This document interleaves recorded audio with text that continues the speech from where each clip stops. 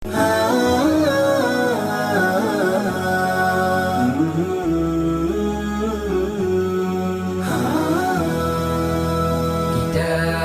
فيه ذكركم من الرحمن.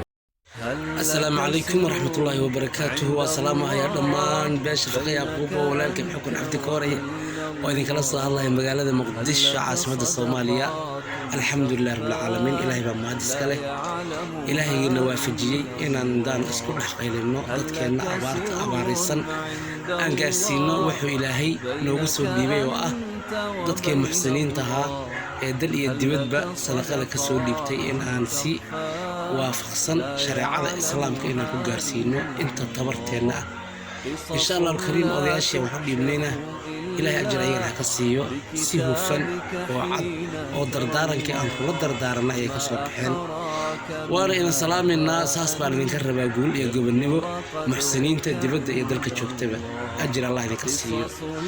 haddii aynan idinka ahayn Ilaahay idinkiis waxa ma waqfsan laakiin Ilaahay idinkiis idinka Ilaahay idin waafajiyay inaad faqay Yaqoob ka gees dadka jooga in aad wax gaarsiisaan ilaa bangal ilaa ceelwaaq maya برسجار نعناد قربهري بلا حاول ولا أو كلبح نعاسي حدا دايش قبدي لأنتي ما شاء الله أبدا وما سنتي دمانتين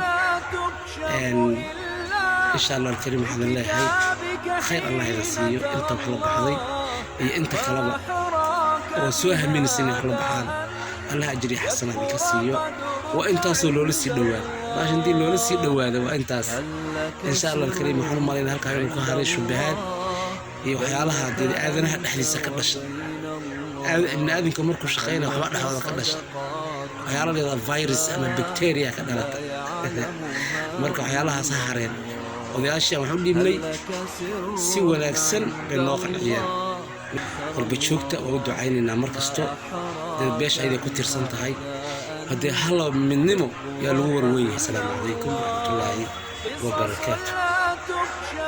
إلا بكتابك حين ترى الله ما حراك بهذا أن يكبر قدرك عند